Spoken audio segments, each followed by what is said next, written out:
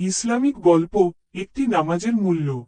School পড়ুয়া হাসান বন্ধুদের সাথে খেলতে খুব পছন্দ করত। একদিন আসরের আজান হলো। বন্ধুরা বলল, আরেকটু খেলি। কিন্তু হাসান বলল, আগে নামাজ, পরে খেলা। সে মসজিদে গিয়ে জামাতে নামাজ আদায় করল। কয়েক বছর পর সেই হাসান বড় হয়ে একজন সম্মানিত আলেম হলেন।